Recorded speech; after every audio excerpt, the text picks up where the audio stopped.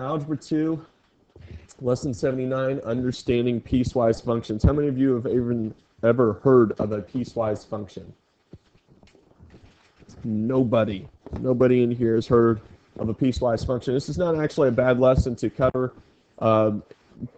Instead of even just taking a break and even starting, before this lesson and doing a bunch of EOC prep, piecewise functions, they do like to test on, even evaluate, test, things like that. You'll end up seeing some graphs that you don't understand. And what they, if it's a graph you don't understand, it might be a piecewise function. I'm not saying that it always is, but sometimes it is. So they're kind of weird, strange little things. They're not super complicated, but you do kind of have to flip your brain around a little bit to understand them. Anybody in here have a Mac computer? No, nobody in here's got a Mac computer. Any of you have an iPhone? Okay. Have you ever? So you have a smartphone, right? How many of you in here have, let's say, a non-Apple smartphone? Anybody in here have a non-Apple smartphone? Okay. Of the people in here, how many of you have ever switched back and forth, right? You got a new phone, you went from Apple to Android or Android to Apple. Anybody in here? Right, handful of people. Right, you kind of have to flip your brain around a little bit, right? It's kind of a little different. Same way kind of going from like PC to Mac or something like that. I'm not saying that this is necessarily that, but it does require a little bit of mental gymnastics is what I guess I would call it. A piecewise function is a function comprised of at least two equations. Each equation defines a different part of the function's domain. Domain is what? Domain is a set of what type of values? X values. Okay, domain is my set of X values. So when we look at a function, if it's h of x or g of x or b of x, what does that variable of x actually stand for? Okay. F of x. What is f of x? What can I substitute in for f of x? Y. So this is the same as y equals, right? All right, so if I just had y equals, let's say y equals 7, what kind of line is that going to be? Horizontal line, okay? So we're going to look at some horizontal lines based around the idea of, if I know my domain, what is this graph going to look like? Okay, and a lot of them are going to be horizontal lines. They have a beginning or an end. It's going to involve some inequalities and things of that nature. All right, we'll look at one or two other slides here, and then we'll actually start in on some questions, because the best way for you to understand it is to work through it. A step function is a piecewise function that is constant. I don't know this is what I get for not looking at my stuff. Whatever it is, for each interval in its domain. It's a piecewise function that is constant for each, not reach. Okay, let's fix that up. For each interval in its domain. Okay, a step function will pass the vertical line test. Piecewise functions have all the attributes of a function. Okay, to evaluate a function for a given value of x, find the domain interval to which x belongs, then find the corresponding range value. Range is my what? Y values. Okay, very good. All right, go through here, nothing there. All right, so let's look at, looks like I haven't. All right, do we have this page? Did this get sent to you? We've all got this open? Okay, great. All right. So I'm going to try to explain this, and I will explain it over again if I need to. So this h of x we could substitute in y equals, right? Okay, it's just a function. Y equals -5. That's what this is saying. Y equals -5. I'll even rewrite it. Y equals -5 if x is less than 2, right? Or and y equals 5 if x is greater than or equal to 2. Okay? So what you see with this y equals -5 is my range. Okay, what you see over here, this x is less than 2 is my domain. Given both of those things, I can create a line. Right? Y equals -5 is what type of line? What type of line is y equals? Okay, it's a horizontal line. It's a horizontal line that's going to show up 5 below the x-axis. Is that correct? All right. So we're going to see if, we should see, even here in A, right? This line is y equals -5, but notice if x is greater than or equal to 2. Okay? Oh, I'm sorry. Do I have these mixed up? 5. Oh, yeah, 5. All right, so looking at, let's erase. All right, y equals -5, -5 if x is less than 2. Less than, is that going to be an open circle or closed circle? Less than. Open or closed? Open. Why is it open and not closed? Does it have a line underneath it? Does it mean equal to? All right, so what we see here is that y equals -5 when the domain is less than 2. So I'm going to look for my x values in my domain. I got an open circle, so therefore this part of this equation is graphed like this. All right, do you follow me so far? All right, now look at the other part. Y equals 5. Y equals 5 is what type of line? Horizontal line at y equals 5.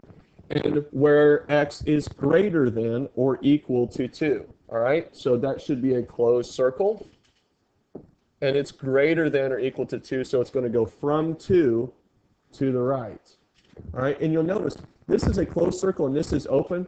Will this pass the vertical line test at x equals 2?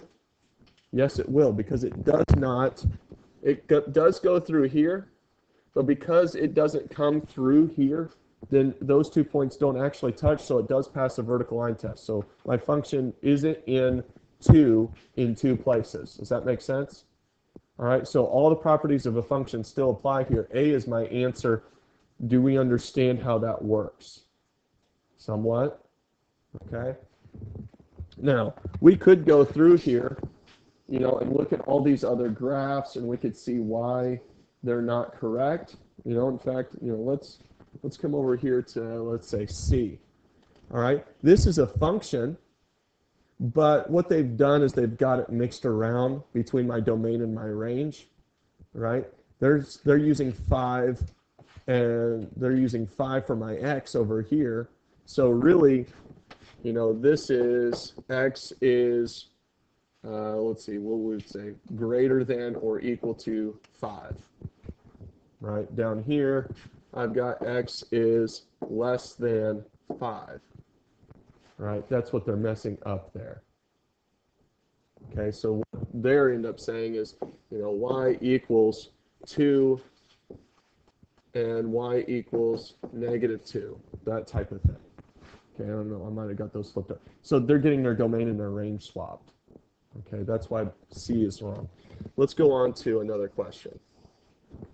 Does anybody feel lost? Nobody? Nobody's lost on me? Okay, good. Okay. Piecewise functions are not my favorite things in the whole world, so I want to make sure that I do a good job of explaining them, because I don't want them to be your least favorite thing, right? Usually in math or in any subject, your least favorite thing is the thing that you understand the least, and a lot of times we understand, we hate things we don't understand because somebody didn't do a good job of explaining them to us, okay? So I don't want that to be the case for you. All right. So here, we want to pay special close attention to this. 4x equals -7 and x equals 6. What we actually want to do is we want to see which of these inequalities over here on the left do these individual things actually fit into. Okay? So, for instance, is -7 less than or equal to -3? Yes, it is. Okay? That means that because it is, f of -7 equals 11, because it fits in here. Does that make sense? Now, just to see if it goes anywhere else, is -7 less than or equal to 2? Yes. All right. But is it greater than -3? Right? So it can't be, the function of f of -7 cannot equal -12 because it won't go into that inequality. All right? Is negative 7 greater than 2? No. So f of negative 7 cannot equal 9. You follow me? All right, so f of negative 7 is 11. You'll see that, we also see that here, right? All right, now we need to see where 6 fits in. Is 6 less than or equal to negative 3? No. All right, so that's not 11. Is 6 less than or equal to 2? No. Is 6 greater than 2? Yes. So f of 6 is 9. Okay, is that easier than it looks? It looks hard, but all I'm really doing is taking these 4x equals and seeing which inequality they fit into, and my answers are already optioned out over here. Okay?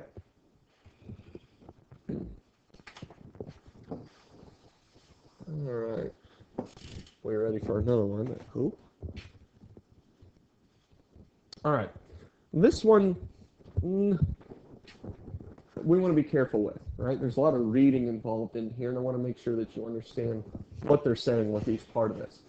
Sydney participated in a cross-country skiing race that went 250 kilometers. Okay, that's going to be important a little later. He covered 100 kilometers in the first 5 days. What we want is a line that's going to represent travel over time.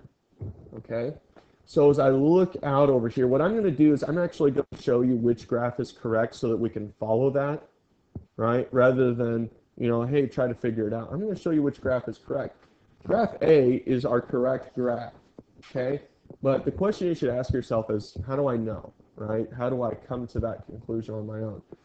Well, the first thing we want to look at is our graph and how it's set up, all right? Across the bottom here, we have days, over here we have kilometers.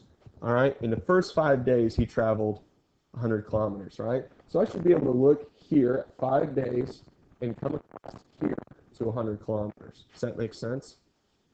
Okay, now I want you to look down here at this part, because what this is going to represent in this line right here is everything that exists between the beginning and my first spot, okay? So time, all right? Notice it goes between 0 and 5 because for that segment, we're not going above 5, right? And we are above 0. So we can be less than or equal to 5. Can't be greater than 5, right? And we can be greater than or equal to 0, okay? So no matter what I put in there, right, I should fit our equation there at 20t, and that should be able to give me my distance. So for instance, so this is my rate.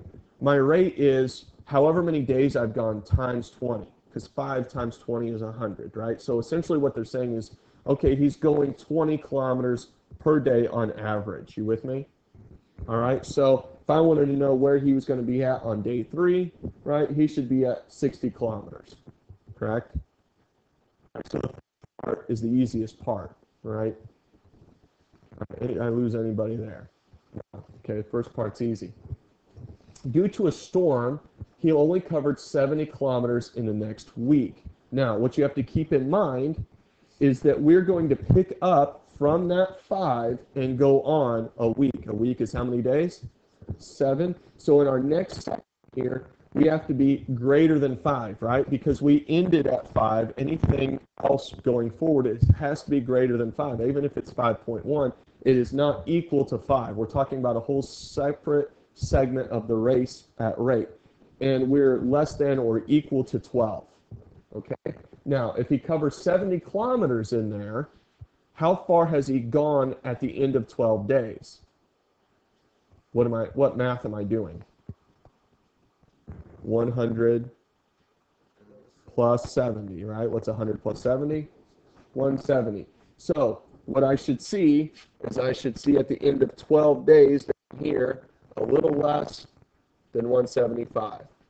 Okay? And I need an inequality that's going to give me that right thing. So this part right here makes sense. All right, let's look at this. Now, the easy thing to do is go ahead and plug in 12 and see if it comes out to 170. What's 10 times 12? 120, right? What's 120 plus 50? 170. So it comes out at the right spot, correct? Okay. So that inequality, this statement right here works for this segment of the race. So what you're seeing is that there is a difference between his rate here and his rate here. All right, that's why we're at a piecewise function. Okay, now let's look at the next part. A burst of good weather allowed him to finish the race in just 2 more days. All right, well, how many kilometers was the race? 250. He'd already completed 170 of it. How much further did he need to go? What's 250 minus 170? 80. So he needed 80 kilometers in 2 days, right? So if you, so you guys have this document so you can see the bottom. What's this bottom section here say? 40 minus what? Minus 310, right? And we have 12 is probably less than t, and t is less than or equal to what, 14, right? Because they said 2 more days, so a total of 14 days, okay? All right. So what I don't like about this is that it cuts off before we get to 250. This graph should continue to go on up here. You know, if we're going by 25, so should be about there getting to 250. Okay? So at that point, right, we know that we're greater than 12, but we're less than or equal to 14. 14's at my max. Right, let's check this out. 14 days should equal 250 kilometers, right? Whenever I plug it in over here. What's 40 times 14? 560. What's 560 minus 310? 250. So do all of my statements in A work? Yes.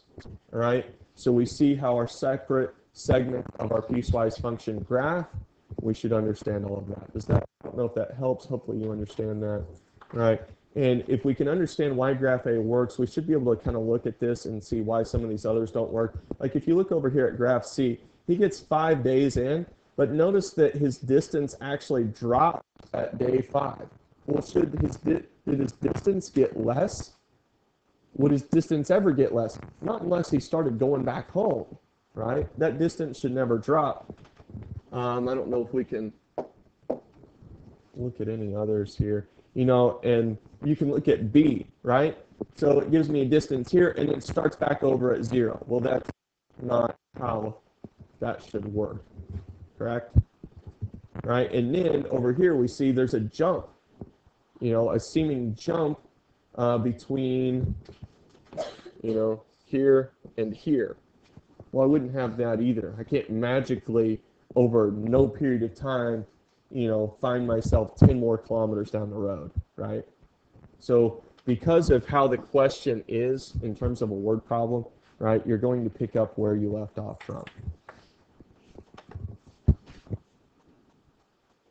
All right, let's look at this one. It's nice to kind of get back to a little bit more math-related stuff. What do I want to look first at? Anybody have any guesses? What's the first bit of information in all of that I want to? Good. X equals -5. 4x equals -5. What do I want to do with that -5? Plug it in where? Into the inequality section here, correct? I want to plug it into those places. Okay? Is -5 less than -5? No. So we can get rid of that guy. Is -5 less than 6? Is it greater than or equal to -5? Yes. All right. So that looks good. -5 greater than or equal to 6? No. All right. So I'm going to plug it in here, and I'm going to actually plug it in, right? Because it doesn't just give me a number, it gives me x's, right? So I'm going to write 3 times -5 squared minus 5. Well, what's -5 squared? That's 25. What's 25 times 3? What's 75 minus 5? 70. All right, that's how we evaluate that. All right, we see where it can fit, and then we plug it into the function that matches it. All right, let's look at another one here. think we have a total of just 8 questions. I think we can get through all this okay. All right. Now, this is probably the hardest part. Here we have the graph, and we have to create the function.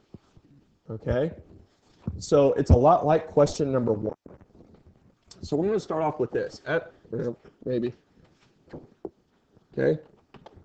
F of x equals. Okay? So that's y equals, right? Yes? All right. My y equals what in this line? 4. Good. 4. Okay, my y equals what down here? -3. Okay, good. Now, comma, comma, if.